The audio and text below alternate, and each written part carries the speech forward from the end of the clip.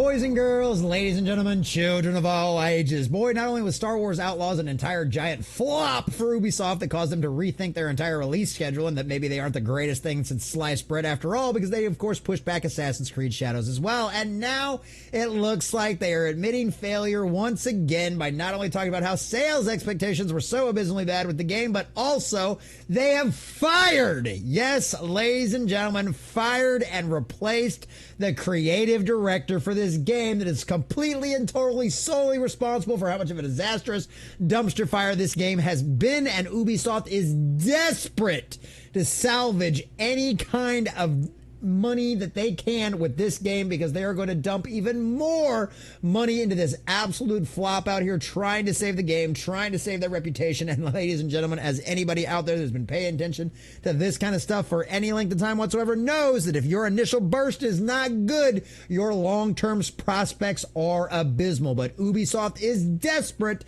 and they are going to try everything they can to salvage what was a bad idea from the very get-go for this game. So we're going to check out this article from thatparkplace.com, getting all of the juicy details and see exactly what they have to tell us over here. But before we do, if you do enjoy our content, hit that like button, share with all your friends, and subscribe or follow if you have not already, boys and girls, because we are grinding, we are growing, and I could not do that without every single one of you. Also, let us know what you think about all this. Were you one of the ones that actually tried the Star Wars Outlaws game? Did you think any of these fixes will actually do any good for the game and the player base out there? Is this going to bring any new players in any way, shape, or form? Or do you think this thing is DOA no matter how much money Ubisoft tries to dump into it? Let us know what you think about all that in the comment section down below. So from that Park Place and our dear sweet John F. Trent, Ubisoft revealed that it replaced, i.e. fired, Julian Gertie as its creative director for Star Wars Outlaws in the wake of admitting that it underperformed sales expectations. Yeah, I'd say something with only trying to sell like basically 1 million units reported. Oh, no. That is not going to work when you spent hundreds of millions of dollars on this game. In the game's first dev update, Ubisoft shared that Drew Reckner, a dude, is now the game's creative director, and the company has been listening to, gathering, and actioning players' feedback, and we see that there are key areas where we can elevate the game experience to better meet your expectations. We're sorry, we screwed up, we gave you a broken, buggy mess that didn't work. We're going to try to fix it. Please forgive us. Reckner has been with Ubisoft's Massive Entertainment for nearly 11 years and has been a creative director at the company since January of 2024, so literally just this year. He is previously the associate game director on Massive's Avatar Frontiers of Pandora, which the Avatar fans out there seem to really enjoy that game. He echoed the comments from Ubisoft in a message addressed to gamers. I also want to take the time to say that we not only hear your positive feedback, but your constructive feedback as well. Thank you for sharing with us and helping us make the game even better. You mean like all of that constructive feedback we gave you about as soon as we saw this game in the IGN preview that it looked like a broken and buggy mess that you, of course, could not deny whatsoever when there was millions more videos and people out there playing it saying the exact same thing? Yeah, of course not. Reckner also shared his vision for the game moving forward.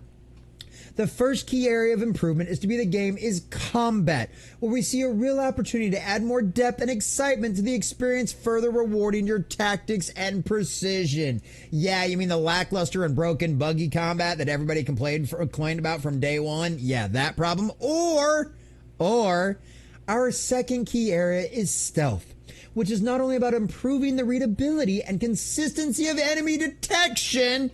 Oh, you mean like all of those videos we saw where the main protagonist is like literally like blasting people right next to another enemy that for some reason doesn't detect that they're out of stealth, even though their buddy next to them just got flatlined by a blaster to the chest? Yeah, that kind of broken and buggy mess? Yes, boys and girls, they're literally admitting failure on all of the things we called out about this game before it even launched. That is beautiful justification, ladies and gentlemen.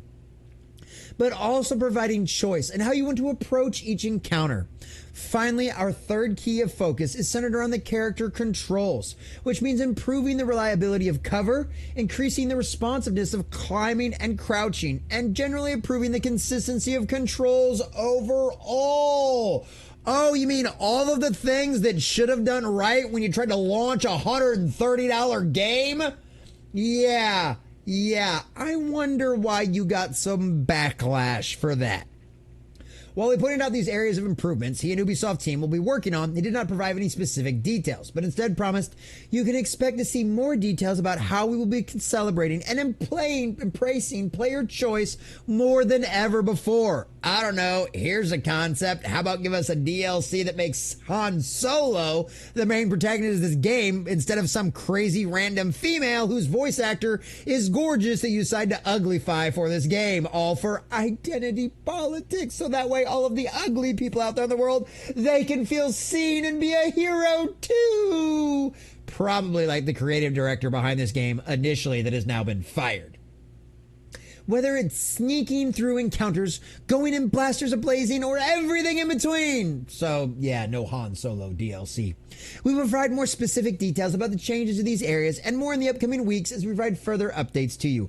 All of this will culminate in the release of Title Update 1.4, which we will release on November 21st alongside the Steam launch and the first story pack, Star Wars Outlaws Wild Card, which was probably just a part of the initial real game they decided to rip out and just charge you extra money for later on. But yeah, the Steam launch date, and that is something that I honestly can't wait for. I would love to be done talking about this game, but that Steam launch out there with all of their quote-unquote improvements will really give us the final bit of information, the final undeniable truth, the final 2 + 2 = 4, that no matter how much of the acolytes of the woke cult out there want to try to push back and lie and deny that this game is not an absolute flop, it will be proven here in November when this game releases on Steam with its first patches that's supposed to fix all of this broken and buggy mess that the game launched with, that some people paid $120 for,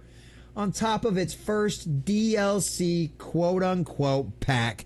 Ladies and gentlemen, Star Wars Outlaws has blown up in Ubisoft's failure. It has turned into nothing more than a disastrous dumpster fire, and once again has proven that go woke, go broke exists for a reason. You concentrated on identity politics and believed it would trump you giving us a good quality game that wasn't a broken and buggy mess because you believed everyone believed like you did, and you didn't need to concentrate on all of those kind of details. Well, now, after deciding, Ubisoft, you being so wise and so knowing that you didn't need to delay this game at all because the creative director told us that flat out this game was ready to go, you're now going to dump millions of dollars more in trying to fix a broken and buggy mess only to hopefully recoup some of the hundreds of millions of dollars you have lost on this game. At the end of the day, it won't matter whether you recoup a couple of million more dollars or maybe even 10 or 20 million dollars more. When you spend hundreds of millions of dollars on this game and it fails to launch like what Star Wars Outlaws has,